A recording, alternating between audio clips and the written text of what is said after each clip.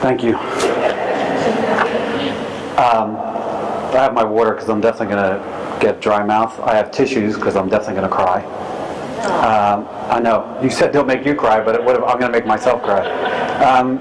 Before I get started, though, tonight's event was titled Gift of Giving for Barbara and her grandson, but I'd also like to dedicate this night, if I could, to a woman named Sandi Pearlman, who is unfamiliar probably to everyone's ears.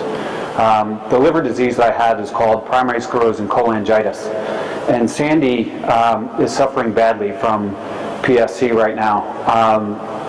She is in charge of an online Facebook group called Partners Seeking a Cure, which is PSC, just like primary sclerosing cholangitis.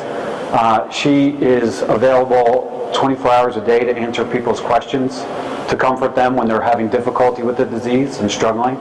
But Sandi is struggling mightily right now, and she's helped me and countless others get through it through an online portal that I've never met her in person, but she has a heart the size of a football field, and I wanted tonight at least to take a second to say, hey Sandi, we got your back. You've been there for so many of us that we wanted to be there for you, so I wanted to dedicate tonight to Sandi. So hopefully she'll be able to see this someday. And I'm almost already started already. Thank you all, though, for coming tonight. I have people that came from far away, people that came from different walks of my life. I have my swim coach is here, Marina. I have my physical therapist is here, Apple. I have friends and family that are here. It means a lot to be able to come here and be able to speak in front of you guys. Many of you do know me, but it's still an honor to come and speak because I love to be able to tell a story. You know, Barbara had said, if I can touch one person, then it makes a difference. And Barbara's being very humble. She's had an entire county in Bayonne say yes, or sorry, an entire county in New Jersey say yes. As she said, Hudson County is no longer at the bottom of the barrel for organ donation, but it's moved up several places. And I'm going to tell you folks, with no word of lie, that's because of Barbara. Barbara almost single-handedly did that. So it's a tremendous effort, and it's because of her grandson. So thank you, Barbara, because with the work that you do, so many other people are out there saying yes and giving people like me and the kids that your grandson saved a second chance, and Deborah here a second chance. So thank you for that. Also, Barbara Tercy, in my world, the Barbara Tercys of the world are incredibly critical. They're the face of an entire organization that, when I said to someone earlier, simply put, the Sharing Network is a network that when we need organs, they go and get them for us. But that is so simple, and it's undersimplified because they have to comfort families. They have to educate people. They have to go out there and get people to say yes. They have to do giveaways. They have to come to events like this because at the end of the day, Barbara Tercy doesn't know who in the audience may need a transplant at some point, or who might be able to say yes and save 8 other people's lives by saying yes. So I would imagine that that's a large reason why Barbara does what she does, Barbara Tercy. So thank you for what you do. Thank you to the Sharing Network for being here, and I appreciate what you do for me and all transplant families, recipients and donors alike. It's incredible. It's nothing short of a miracle, so thank you very much.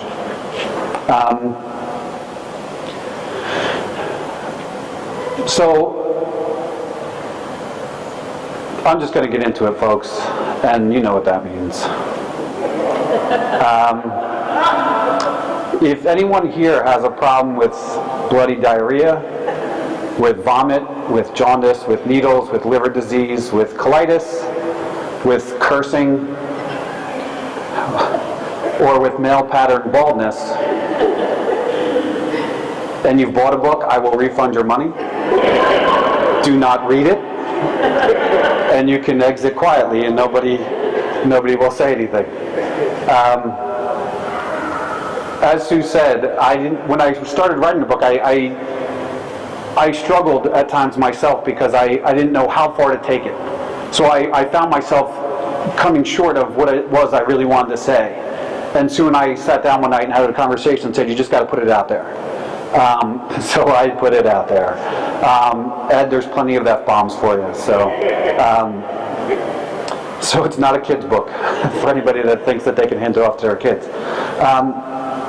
But I'm very open about things, and I'm open because I think that's what the real connection is between all of us, is when you really get to know somebody. And by really getting to know me, I think it helps other people who may be going through what I'm going through, or maybe about to go through what I've been through, or maybe they're going through their own struggles, just some insight as to what it could be like. So tonight I'm going to spend a little time. I'll give you some information about me, my connection to Bayonne. I'll talk about the book a little bit, and then lastly I'll talk about some lessons learned. But I do want to open it up for questions, and I hope that there are questions. Even for people that may have known me, I'm happy to answer anything and everything that possibly might be on people's minds. So feel free to ask away. For the people in Bayonne, though, I'm one of four. My brother's here. He's in the back, reprimanding his son at the moment. I have two sisters, but the house I currently live in is up here on the boulevard between 8th and 9th. I bought the house from my grandmother, who had lived there for 50 years. My uncle Mike is there. He lived in the house for 27 years until he married Aunt Regina, who's here tonight too. So there's a lot of history in the house that we live in, which is great. If those walls could talk, I would love to hear what those stories are. I'm sure there'd be some cursing in those walls too. It is Bayonne. But we moved out of Bayonne in 1986, and Sue and I moved back here in 2006. So there was a 20-year stretch that we didn't live in Bayonne, but Nana was here the whole time. And long before we had moved back to Bayonne, I had gotten sick. I started getting sick at 23. I was diagnosed with ulcerative colitis, and then eventually I started having liver problems probably in about 2001, and I had to go obviously for testing and things like that, and that's when I found out that I had PSC and that I would one day need a liver transplant, but nobody knew when, and I was about 29 at the time. So one of the things I'd wanted to do is always go back to school and get my master's. So I got my master's, and shortly after that, in 2004, my health really started to dip. And it wasn't long after that until doctors told me that I needed to get on a transplant waiting list. That was actually October of 2004. It's right at that time that my employer decided to let me go. So I had to struggle to find health insurance to cover my pre-existing condition. And when you're doing that, you don't call the insurance company and say, I need a liver transplant, can you get me in? Because they're going to have to pay a lot of money when the time comes. But I was fortunate enough to get health insurance, was listed for transplant in January of 2005, and then was actually transplanted in March of 2005. So I'm about 8.5 years out right now. And I just have to say, I'm very grateful for this second chance at life because transplant has touched me in so many ways. I think most of the people in this room outside of family I've met through transplant in some way, shape, or form. So it's an incredible thing for me. And it was interesting too and I'm so glad that the Sharing Network is here, because it's because of the Sharing Network that I wrote the book. I was doing speaking events sort of like this for the Sharing Network, and people would come up to me afterwards and say, you really should write a book. And I never really took that seriously. But it happened 3 or 4 times from different audiences in different places. So I figured, you know what, I might as well sit down and try. So I started writing in 2007. I finished the book. It was published in 2012. As Sue said, the book's heavy. It's heavier than even I wanted it to be. I didn't realize it, because when you're writing, you don't realize when you're on chapter 10 what you had written in chapter 3. But I read it cover to cover probably not long after Sue. I was like, wow, that is heavy. But that's the kind of person that I am. I try to be honest about everything. I try to put myself out there, my feelings, because I think that's what people relate to. And I never thought that people wanted to hear some sunshine story about transplant, because that's not what it is. So I wanted to tell the truth about transplant and that it's hard. But it's also incredibly gratifying as well, because I have a second chance at life now, and there's so many things I wouldn't have been able to do. I wouldn't have been able to get married. I wouldn't have been able to spend time with my family. I wouldn't have been able to see my nieces and nephews grow up. I would have missed out on a lot of parties. So I'm really thankful for a second chance. I'm really thankful for being here. I'm really thankful for the people in my life. It means a lot to me, so I do appreciate that. And one of the things that I wanted to talk about was that when I was going through all this, I was trying to focus on me because I'm sick, and I was dying, but you never think that you're going to die. But the interesting thing about going through all that is that life happened around me. It's not like that life will somehow figure out that this person's going through struggles and say, oh, time out a second, this guy's going through a tough time, we gotta back off a little bit. That doesn't happen. Just as like when you're in good times, life doesn't say, hey, let's keep going with this for a while. You never know what's going to happen. So as I'm trying to save myself, I'm also trying to fix all these other things that are going on in life. Losing loved ones, having to find health insurance. Sue had lived overseas at the time. She was coming home. What were we going to do? These were different difficult things that were happening right at the time I needed my transplant. So I wanted the book really to talk about, or to tell my story that basically said I did the best that I could. There's no training manual. There's no guidance that we get. I truly did the best I could. I tried to make it through these challenges as successfully as I could,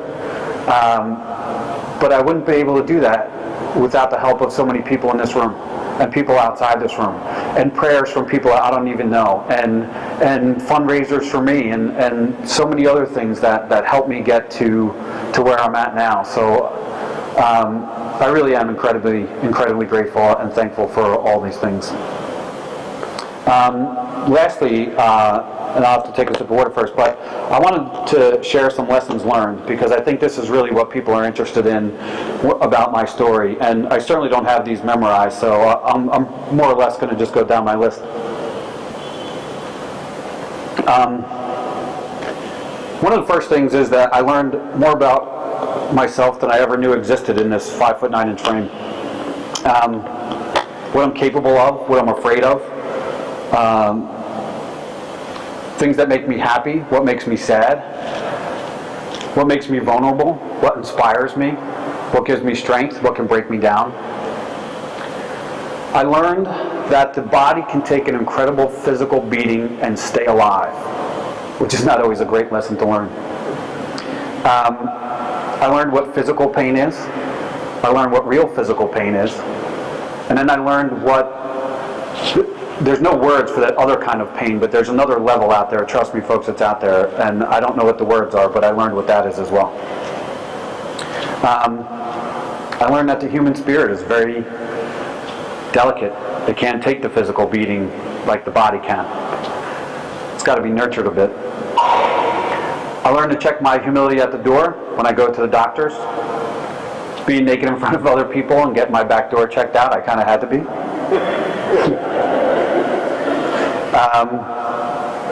If people don't know what my back door is, we'll talk about that later. I certainly don't mean. I learned that there are limitations to medicine. They can't solve all the problems. I learned that doctors are incredibly smart, skilled people who are also human. And we have to let them be human.